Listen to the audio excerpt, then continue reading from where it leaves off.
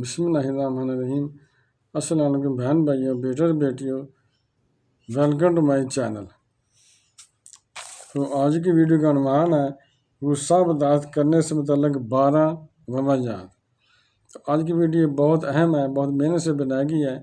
تو آپ کو چاہیے اگر آپ میرے چینل پر نئے ہیں تو پہلے چینل کو سبسکرائب کر لیں اور بیل کو دبا کر آل پر کلک کر دیں تاکہ میرے آنے والی اچھی سے اچھی ویڈیوز آپ کو ملتی رہیں۔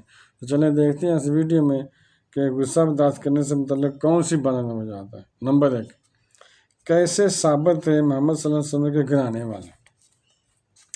حضرت سیدنا امام جعفر صادق رضی اللہ عنہ کے ایک غلام کے ہاتھ سے آپ رضی اللہ عنہ کے کپڑوں پر پانی گر گیا۔ آپ رضی اللہ عنہ نے اسے تیز نظر سے دیکھا۔ غلام نے کہا، میرے آقا، والکاظمین الغیظ، اور غصہ پینے والے۔ آپ رضی اللہ عنہ نے فرمایا، میں نے اپنا غصہ پی لیا۔ غلام نے پھر کہا، والعافین عن الناس، اور لوگوں سے درگزر کرنے والے۔ آپ رضی اللہ عنہ نے فرمایا، میں نے تجھے معاف کیا۔ غلام نے کہا، واللہ یحب المحسنین، اور نیک لوگ اللہ کے محبوب ہیں۔ آپ رضی اللہ عنہ نے فرمایا، جا، تو اللہ عز و جل کے لیے آزاد ہے، اور میرے مال میں سے 1000 دینار بھی تیرے ہیں۔ نمبر 2، گالی دینے والے کے ساتھ خیر خواہی۔ حضرت سیدنا امام زین العابدین رضی اللہ تعالیٰ عنہ کو کسی نے گالی دی تو آپ رضی اللہ عنہ نے اسے اپنا مبارک کرتا اور 1000 درہم دینے کا حکم دیا۔ تو کسی نے کہا، آپ نے 5 خصلتیں جمع کر لیں۔ نمبر 1، بردباری۔ نمبر 2، تکلیف نہ دینا۔ نمبر 3، اس شخص کو ایسی بات سے رہائی دینا جو اسے اللہ عز و جل سے دور کر دیتی ہے۔ نمبر 4، اسے توبہ و ندامت کی طرف راغب کرنا۔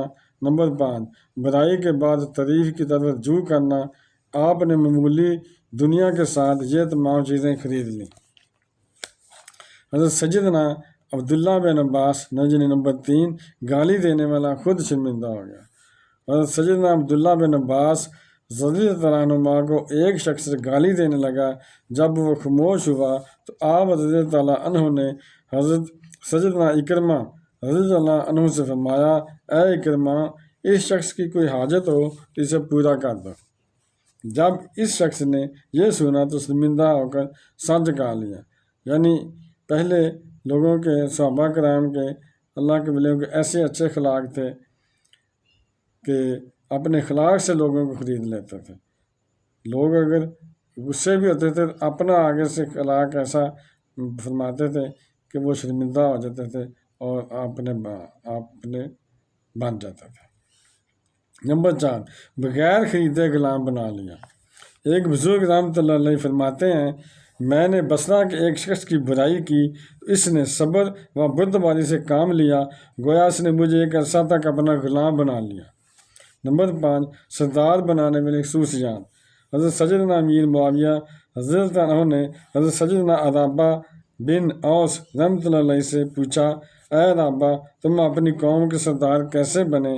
عرض کی، اے امیر المومنین رضی اللہ عنہ، میں ان کے جاہلوں سے درگزر کرتا، ان کے مانگنے والوں کو عطا کرتا اور ان کی حاجات پوری کرنے کے لیے کوشش کرتا۔ تو جو شخص میری طرح یہ کام کرے گا وہ مجھ جیسا ہو جائے گا، اور جو اس سے بڑھ کر کرے گا وہ مجھ سے افضل ہوگا، اور جو میرے عمل سے کم عمل کرے گا تو میں اس سے بہتر ہوں۔ نمبر 6، آدمی مشورہ دینے کے قابل کب ہوتا ہے۔ حضرت سیدنا امیر معاویہ رضی اللہ عنہ فرماتے ہیں، آدمی اس وقت تک رائے مشورہ دینے کے قابل نہیں ہوتا جب تک اس کا علم بردباری اس کی جہالت پر اور اس کا صبر اس کی خواہش پر غالب نہ آ جائے، اور اس مقام تک علم کے بغیر پہنچنا ممکن نہیں۔ نمبر 7، بردباری کا پہلا صلہ۔ امیر المومنین حضرت سیدنا مولا کائنات علی المرتضیٰ شیر خدا کرم اللہ تعالیٰ وجہ الکریم فرماتے ہیں، آدمی کو بردباری یعنی غصہ برداشت کرنے کا پہلا عوض یہ ملتا ہے کہ تمام لوگ اس کی طرف دار ہو جاتے ہیں، اس کے حمایتی ہو جاتے ہیں اور اس کے مخالف کی مذمت کرتے ہیں۔ نمبر 8، جنت میں جلدی جانے والے۔ نبی کریم رؤوف الرحیم صلی اللہ علیہ وسلم نے فرمایا جب اللہ عز و جل قیامت کے دن لوگوں کو جمع فرمائے گا تو ایک منادی پکارنے والا ندا دے دے گا، فضیلت والے لوگ کہاں ہیں؟ تو تھوڑے سے لوگ کھڑے ہوں گے اور جلدی جلدی جنت کی طرف چل دیں گے۔ فرشتے پوچھیں گے ہم تمہیں بہت تیزی کے ساتھ جنت کی طرف جاتا دیکھ رہے ہیں، اس کی کیا وجہ؟ وہ کہیں گے ہمیں دوسروں پر فضیلت حاصل ہے۔ فرشتے پوچھیں گے تمہاری فضیلت کون سی ہے؟ وہ جواب دیں گے کہ جب ہم پر ظلم کیا جاتا تھا تو ہم صبر کرتے تھے، جب ہم سے برا صلاح کیا جاتا یعنی برا سلوک کوئی کرتا تو ہم معاف کر دیا کرتے تھے، جب ہم سے جہالت کا برتاؤ کیا جاتا تو ہم حوصلے اور بردباری سے کام لیتے تھے۔ اس وقت ان سے کہا جائے گا جنت میں داخل ہو جاؤ، عمل کرنے والوں کا کتنا اچھا اجر ہے۔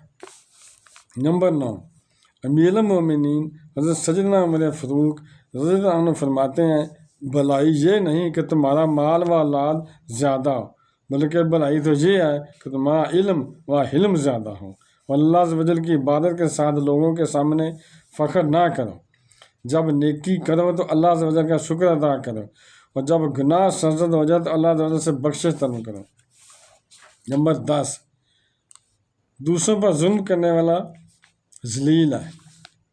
ایک شخص نے حضرت سیدنا امام جعفر بن محمد رضی اللہ عنہما سے عرض کی کچھ لوگوں سے میرا جھگڑا ہوا ہے، میں اس معاملے کو چھوڑنا چاہتا ہوں، لیکن مجھے لوگوں کی طرف سے ذلت کے تانے کا خوف ہے۔ حضرت سیدنا جعفر رضی اللہ عنہ نے فرمایا ذلیل تو وہ ہے جو دوسروں پر زیادتی کرے۔ نمبر 11، حسن سلوک برائی سے روکتا ہے۔ حضرت سیدنا خلیل بن احمد الرحمہ فرماتے ہیں اگر برائی کرنے والے کے ساتھ حسن سلوک کیا جائے تو اس کے دل میں ایسی بات پیدا ہو جاتی ہے جو اسے برائی سے روکتی ہے۔ نمبر 12، اپنی ذات کے لیے بدلہ نہ لینا۔ امیر المومنین حضرت سیدنا عمر فاروق رضی اللہ عنہ نے نشہ کرنے والے ایک شخص کو سزا دینے کا ارادہ فرمایا تو وہ آپ کی برائی کرنے لگا۔ آپ رضی اللہ عنہ نے اسے چھوڑ دیا۔ لوگوں نے عرض کی اے امیر المومنین جب اس نے آپ کو گالی دی تو آپ نے اسے کیوں چھوڑ دیا؟ فرمایا اس لیے کہ اس نے مجھے غصہ دلایا تھا، اب اگر میں اسے سزا دیتا تو یہ میری اپنی ذات کے لیے غصہ آتا، اور میں نہیں چاہتا کہ کسی مسلمان کو اپنی ذاتی غیرت کی وجہ سے کوئی سزا دو۔ تو بیٹے اور بیٹیوں، بہن بھائیوں، اگر آپ کو میری یہ ویڈیو پسند آئی ہے اور ابھی تک آپ نے میرے چینل کو سبسکرائب نہیں کیا تو لازمی کر لیں تاکہ میری آنے والی اچھی سی چیزیں آپ کو ملتی رہیں، اور بیل کو دبا کر آل پر کلک کر دیں۔ تو ملتے ہیں انشاءاللہ نیکسٹ ویڈیو میں۔ السلام علیکم، خدا حافظ۔